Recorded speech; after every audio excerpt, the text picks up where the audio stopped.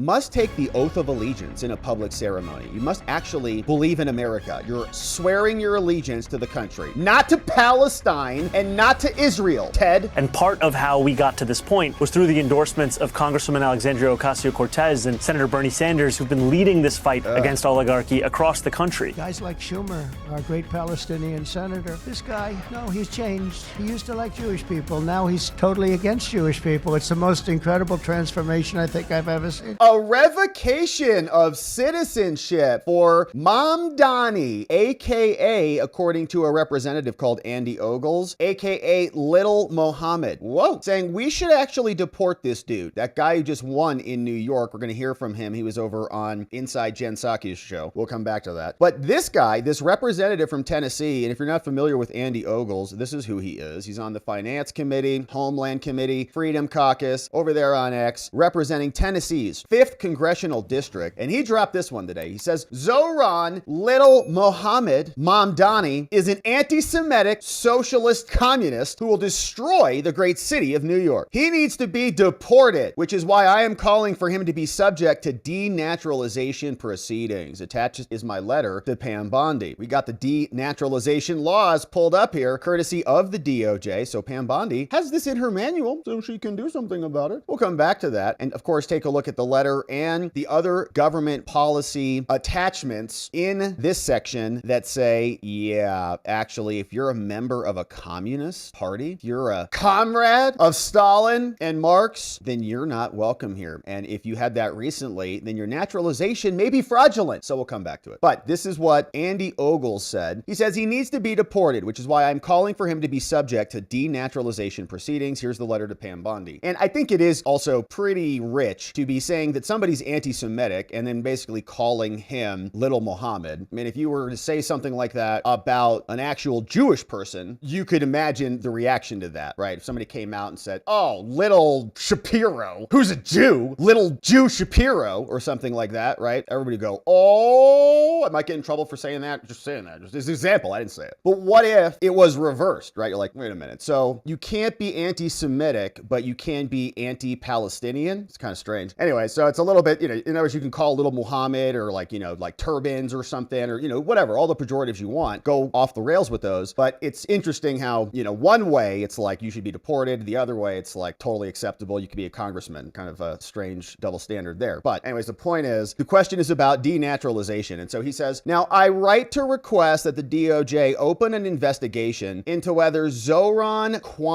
Mamdani, currently a candidate for New York, should be subject to denaturalizations proceedings under 8 U.S. Code 1451 on the grounds that he may have procured U.S. citizenship through willful misrepresentation or concealment of material support for terrorism. According to public reports, including a June 2025 New York Post article, Mamdani expressed open solidarity with individuals convicted of terrorism-related offenses prior to becoming a U.S. citizen. Footnote 1, he gave an interview. Candidate Zohran Mamdani once rapped about his love for Hamas terror funding group called the Holy Land 5. Maybe this isn't a rap song. Little Mohammed. Oh my gosh, this is going to be amazing if that is true. Specifically, he rapped, "Free the Holy Land 5, my guys." The Holy Land Foundation was convicted in 2008 of providing material support to Hamas, a designated foreign terrorist organization. Publicly praising the foundation's convicted leadership as my guys raises serious concerns about whether Mamdani held affiliations or sympathies that he failed to disclose during his naturalization process, which seems fair. Now, while I understand that some may raise First Amendment concerns about taking legal action based on expressive conduct, such as rap lyrics, speech alone does not preclude accountability where it reasonably suggests underlying conduct relevant to eligibility for naturalization. If an individual publicly glorifies a group convicted of financing terrorism, it is entirely appropriate for federal authorities to inquire whether that individual engaged in non-public forms of support, such as organizational affiliation, fundraising, or advocacy that would have required other disclosure during the interview. Now, moreover, Mr. Mamdani has recently refused opportunities to reject the pro-terrorist rallying cry to, quote, globalize the intifada. Moreover, Mr. Mamdani has recently refused opportunities to reject these people. While political speech in isolation is not dispositive, in light of earlier statements from Mamdani, the expression of admiration of individuals convicted of supporting terrorism is a troubling pattern that emerges that warrants formal scrutiny. Writing, naturalization process depends on good faith disclosure of any affiliation of any groups that might threaten U.S. national security. If Mr. Mamdani concealed relevant associations, that concealment may constitute a material misrepresentation, fraud, sufficient to support denaturalization under the law. The federal government must hold public trust by ensuring that citizenship is not granted under false pretenses. Why should any other contract be invalidated if it's fraudulent, except citizenship? You're just like, well, you got us duped. You were supposed to disclose all this stuff, but since we didn't catch you, well done. Welcome to our country. No. Says the federal government must uphold public trust by ensuring that citizenship is not granted under false pretenses. I respectfully urge the DOJ to determine whether Mr. Mamdani's conduct prior to his naturalization that he did not disclose to us, whether that warrants formal review, Pam, under applicable law. Andy Ogles, member of Congress over here in Tennessee. However, the point is, what about denaturalization? Can you get rid of this dude? Turns out you might be able to. He is now 1991 born, the son of academic Mahmoud Mamdani and another filmmaker. He was born in Uganda and briefly lived in South Africa, came to the United States when he was 7 years old. And so the question is, when was he naturalized and all those things? When did he get his citizenship? In 2024, they don't tell us when he got his citizenship. First elected in 2020, Mamdani announced his candidacy, graduated with a bachelor's degree in Africana Studies, went to Bedoin College, Democratic, and he's a Democrat Socialist of America, which is a communist group. Now, in 2024, he won. He came in saying, we want city-owned grocery stores so that they can all starve to death over there, free city buses, public child care, which is wild. You want government bureaucrats watching your kids in New York? They're like, sure, yeah, take them down to like the MVD people working there. He is a critic of Israel. During the Democratic primary campaign, Mamdani received several endorsements from prominent progressives like Bernie Sanders and AOC, became the presumptive nominee. And let's see, he co-founded the Students for Justice in Palestine, music career. Maybe there's little Mohammed in here, I don't know. Entered New York politics and is now maybe going to win in New York. Now, here were a couple other updates. So this was an attachment that you can find in the policy manual over at uscis.gov,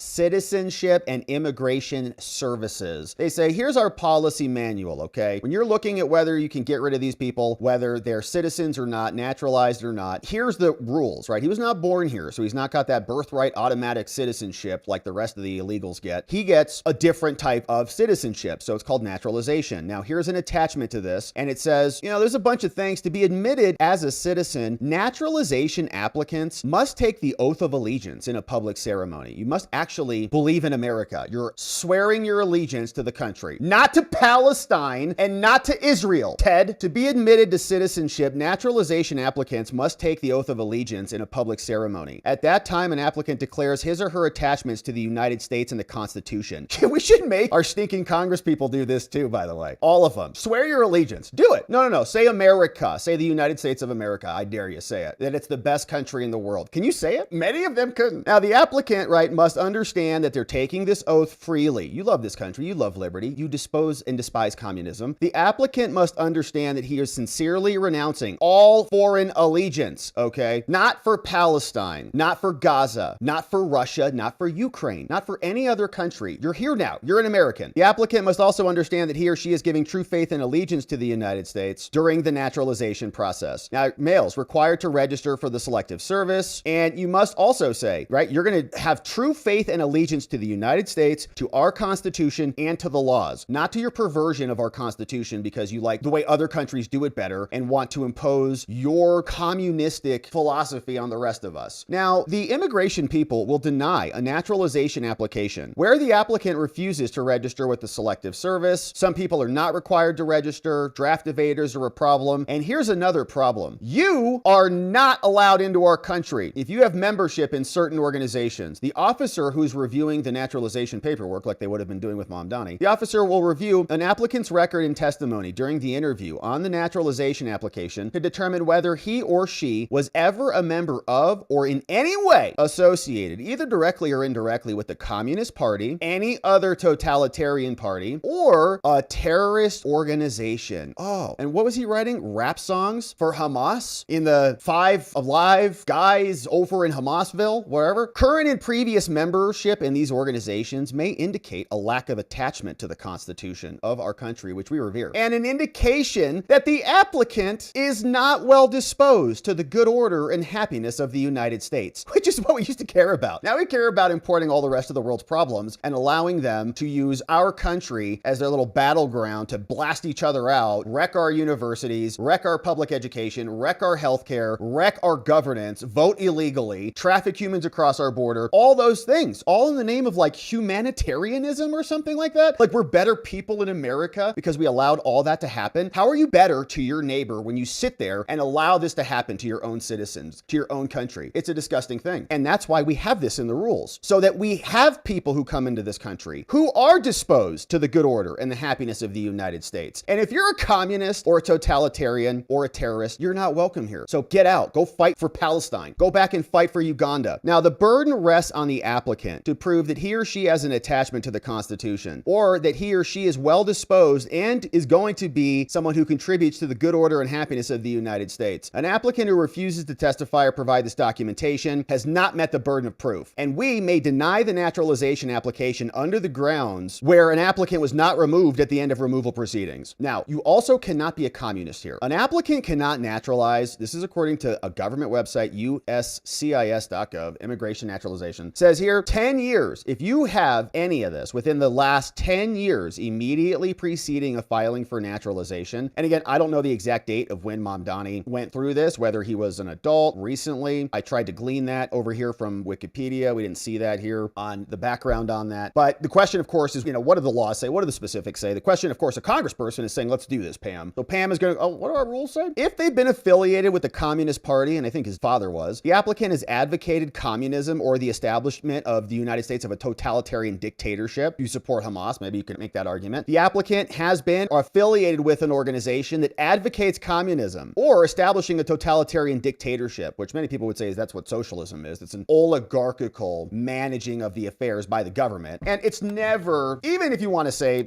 we live in a democracy or democratic republic, when you ultimately boil these things down to it, there's like 5-6 people who really run things of the whole thing. Yes, we've got 535 senators and congress people and all that stuff. There's like one dude, two maybe, in both of those bodies who actually make the whole thing work, right? We saw it with McConnell, you see it with Johnson, and there's a lot of noise and only a lot of real actors. It's really also Pareto principle, I think 80-20, you understand. So the point is here, the applicant, if he's a communist, cannot be allowed. Now, exemptions to Communist Party affiliation, maybe he meets one of these. If it was involuntary, if he's not actually a communist, the applicant's membership was without his awareness, was terminated prior to attaining the age of 16. So once he hit, a certain age, does it reset the clock? Was it over 10 years? Has he been a non-communist for 10 years? Or Nazis? You're not welcome if you're a Nazi either. We don't want Nazis here. Get out. Applicants who are affiliated with the Nazis, you're not welcome. Persecution and genocide, you're also barred. And if you have a membership or affiliation, writing rap songs to get him out of custody, I'm imagining this is exactly what they are referencing in this letter. Andy Ogle specifically saying that's the one. He's writing rap music for Hamas terrorists. And Casey Cat says he became a U.S. citizen 5 years ago. Okay, so falls right within those rules. So is he affiliated with other communist groups? Was he an active communist at any point in the last 10 years? Did he go to a communist meeting in the last 10 years? And communism must be absolutely rooted out. We don't want communists. We don't want Nazis. We don't want any of these people coming in who are going to use America as their warring battlegrounds and bring their problems with them. We got enough of our own problems here and a lot to fix, so we don't need more. Now, here's another section here just to buttress this point up, baby, telling us, in the Justice Manual. So that was over at Immigration. Let's go over to the Justice Department. What do they say? Well, all right. You go to the Justice Department manual, justice.gov. Let's see what the manual says. Oh, Title 4 Civil. Oh, there's 4-7.0, Immigration Litigation, exactly what we're looking for. And now we go down to a revocation.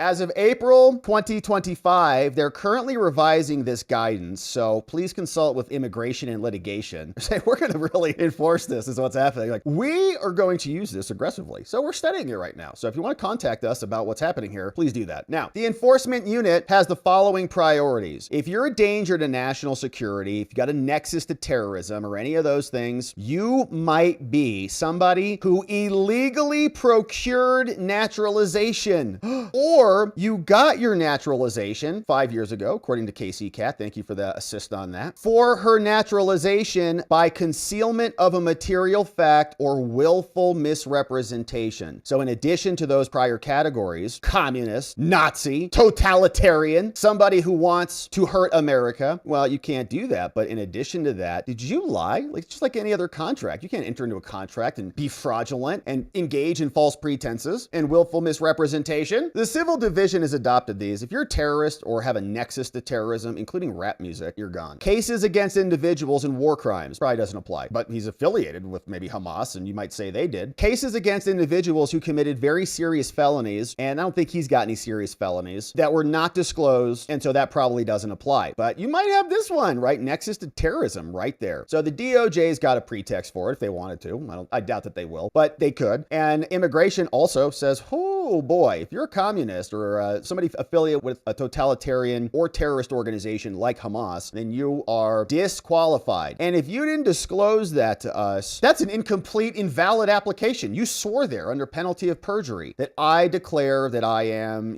all the truth for the foregoing reason. And you lie about that, citizenship revoked. And we've seen this before, by the way. So Homeland regularly does this. You're like, wait a minute, can you just revoke someone's citizenship? I thought it was kind of like anchored in there, right? I don't want people coming and saying, you know what, Rob, you're not a citizen either. But I've always been a citizen, right? Fortunately, God bless, I was born here in this country, very proud of it, very happy about it. Don't want it to be watered down because I know what makes it great is not the geography, it's the values, it's the principles, it's the people. We want to protect that. And now the question is, what if you came in here and we have standards to evaluate whether you're a good entry or not? Do we have that right to do that? Of course we do, if you want to be a sane country, and we do. And so we're enforcing that. And what if somebody lied to you? As long as they get past the post, is that good enough? They just make it in, just cross the finish line and you're an American citizen? No, there's a lot of fraud that goes on in this space, and people have their citizenship, so-called, revoked. They did a bunch of this before just because of bad fingerprint records, all right? There's fraud all over the place. They found, this is a back in 2016 report, right? Even before Trump came into office, they said that the US government granted citizenship to it back then, 858 people, ordered deported or removed under another identity, when during the naturalization process, their digital fingerprint records were not available, right? So they're just like, well, I got denied the first time, so I'll just use a fake ID, probably from China, and come in. The digital records were not available, and so now we've identified 148,000 older fingerprint records that are also problematic. Our repository is missing records because not all records taken during immigration encounters were forwarded to the FBI, and so a lot of this hasn't been digitized. And so they're processing these, or did, and they have historically revoked status. We saw this one. Justice Department back in 2018 did secure the first denaturalization as a result of Operation Janus. They got rid of this dude. They identified 315,000 cases where fingerprint data was bad, and this guy, Baljinder Singh, he came to San Francisco 1991 without any ID at all, claimed his name was Devinder Singh, changed his name. He was placed in exclusion proceedings but failed to appear, right? Oh, just go live in America forever. 4 weeks later, he filed an asylum claim under a different name, Baljinder. He claimed to be an Indian who entered the United States without inspection. He abandoned that application after he married a U.S. citizen who filed a visa on his behalf, then naturalized under another name and has been residing in New Jersey. All fraudulent. And now that stops. So, question, of course, Mamdani, can he be denaturalized? Answer, yes, the law clearly provides it. Does he meet the standards? Can he? Sure. Will he? That's a whole separate conversation. We'll see what Pam Bondi does with any of it. But the reporting is out there that they have looked into this before. They identify a bunch of people with different problematic admission paperwork, and it's time for them to go. So Jen Psaki had him on, and Mamdani went on Inside Jen Psaki, MSNBC's #1 hit show, The Briefing exclusive. Mamdani is now speaking to the press after his tremendous obliteration of Cuomo. You're running on issues that are very relevant to people in New York City, the cost of housing, free busing. Some have projected, that this is the type of platform that would work in other parts of the country. I mean, you're a proud democratic socialist. Do you think that is a platform that would work for other candidates running in other parts of the country? Absolutely. I think ultimately this is a campaign about inequality. And you don't have to live in the most expensive city in the country to have experienced that inequality because it's a national issue. And what Americans coast to coast are looking for are people who will fight for them, not just believe in the things that resonate with their lives, but actually fight and deliver on those very things. And part of how we got to this point was through the endorsements of Congresswoman Alexandria Ocasio-Cortez and Senator Bernie Sanders, who've been leading this fight against oligarchy across across the country. And I think that in focusing on working people and their struggles, we also return back to what makes so many of us proud to be Democrats in the first place. Which I still don't know what it is. I guess giving people more things out of the mystery utopia land where things are just printed off trees and resources come out of everyone's booties. I don't know how that works. So Mayor Adams came out and he was explaining that we got a lot of work to do. So Adams is now running as an independent and Curtis Sliwa is now out of the race is what I read. And here is what Adams says as they're all freaked out. Like, are we gonna have this communist in our country running our government? I'm so proud to be here to say to the people of the city of New York, I am seeking re-election to be your mayor of the city of New York.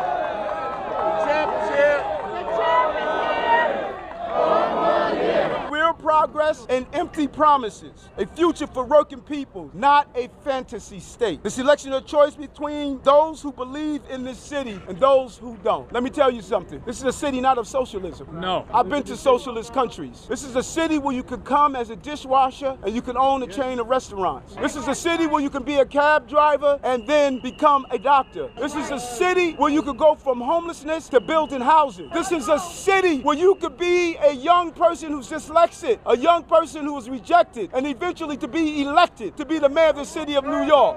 This is the type of city we're in. This is not a city where you use idealism to state you're giving everything to everyone for free. There's no dignity in someone giving you everything for free. That's right. There's dignity in giving you a job so you can provide for your family and the opportunities that you deserve. So this is not a city of handouts. This is a city of hands up. We're going to lift up the city of New York. And so I'm asking you, New Yorkers, to continue to stand with me as we move this city in the right direction. I'm ready to be your mayor again for another 4 years. All right, so he might basically be becoming a Republican. It's kind of what it sounds like. You have to get out there and actually work, right? Like the Democrats just saying, well, we're going to just give you more vacation, more government benefits. And if you don't like it, just come work for the government and we'll guarantee you a job for the rest of your life and you can never get fired or anything. And then if we do want to fire you, then you can sue us with all your unions that you have unionized against the government and then wage war against us and then scold the rest of us for castigating you for firing civil servants who are so qualified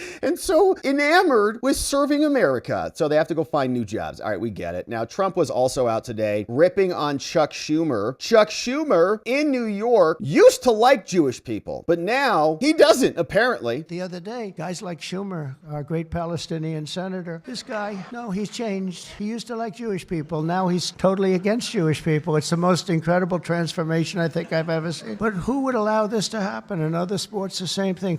It's happening a lot, happening in a lot of locations. Everybody's trying to figure out what the new Democratic Party looks like now that there's this intra-party warfare that is happening. And Mamdani, the communist, terrorist-associated, aligned individual, now facing formal requests by representatives demanding that he be investigated for fraudulence and misrepresentations in his naturalization process. And we'll see what Pam Bondi does or says in response to this and what New York does in response to the impending communist takeover that they voted for. Hopefully Congress makes sure there's no more SALT deductions for them and they pay full price for their crap policies.